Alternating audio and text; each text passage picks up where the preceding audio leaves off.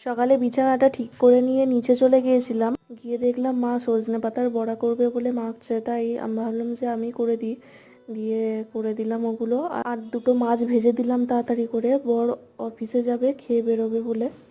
দুপুরবেলা খাওয়া দাওয়ার পর ঘুম আসছিল না, তাই ভাবছিলাম কি করব। তাই একটা কাপড়ের ওপরে একটুখানি কলকা এঁকে নিচ্ছিলাম, ডিজাইন করে নিচ্ছিলাম। তারপর বিকালে ভাবলাম রাতের জন্য আজকে গোলা রুটি বানাবো। গোলা রুটির জন্য পেঁয়াজ, লঙ্কা, ক্যাপসিকাম, গাজর এগুলো সব কেটে নিয়েছিলাম।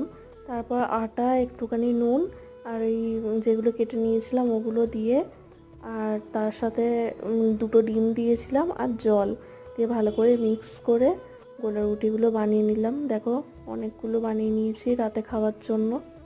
আজকের ভিডিওটা এতটাই। ভিডিওটা ভালো লাগলে অবশ্যই সবাই subscribe, like, comment and share করে দিও। আর